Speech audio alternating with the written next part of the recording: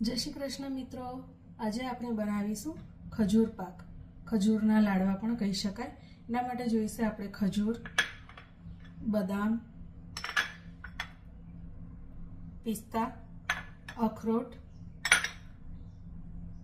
કોપરાનું બોરું, સ્વાદ માટે એલચી, થોડો બત્રીસું પાવડર નાખીશું આપણે, અથવા તો સૂંઠ અને ગંઠોડા પણ નાખી શકાય, થોડી ખસખસ, તરબૂચના બિયા અને પમ્પકિન સીડ્સ, અને થોડી આપણે એમાં મિશ્રી પણ લઈશું. તો હવે બનાવીએ આપણે ખજૂરના પાક. મિત્રો, હવે આપણે એક કઢાઈમાં થોડું ઘી લઈ લઈશું. 1 ચમચી જેવું ઘી લઈ લઈશું. તેમાં આપણે ખજૂર લઈ લઈશું.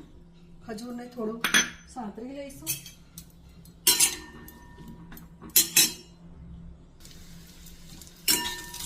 ખજૂરને આપણે થોડું ધીમા તાપે શેકી લેવાનું.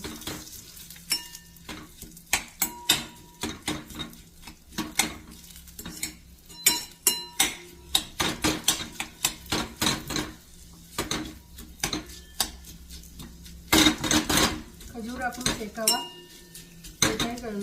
શેકાઈ રહ્યું છે ધીમે ધીમે. મિત્રો, ખજૂર આપણું શેકાઈ ગયું છે. હવે આપણે ગેસ બંધ કરી દઈશું. મિત્રો, ખજૂર શેકાઈ ગયા પછી આપણે બધા ડ્રાયફ્રૂટ પણ એક નાની ચમચી ઘી મૂકી અને એમાં બધા ડ્રાયફ્રૂટ શેકી લઈશું.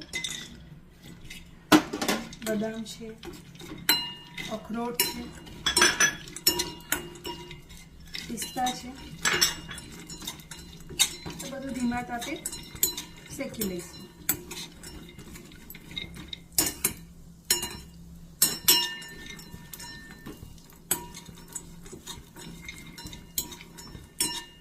એમાં આપણે આ ઘી પણ નાખી દઈશું. બધું સારી રીતે ધીમા તાપે શેકાઈ જાય.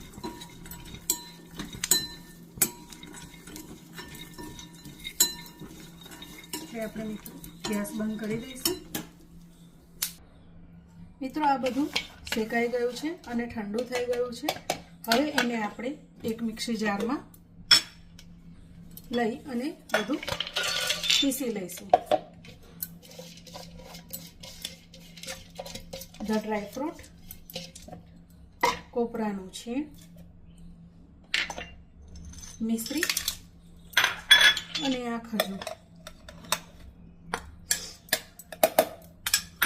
બધું લઈ અને આપણે એને મિક્સ કરી લઈશું. મિત્રો, આ બધું હવે એક રસ થઈ ગયું છે.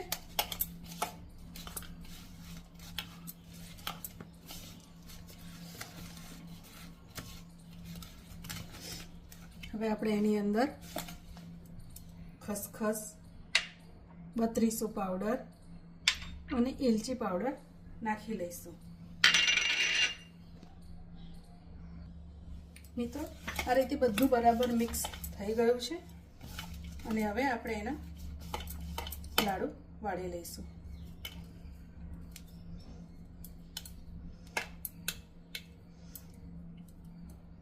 આવી રીતે મસ્ત ગોલ ગોલ લાડુ વાળી અને આપણે કોપરાના છીણમાં રગડોળી અને મસ્ત એવા આપણા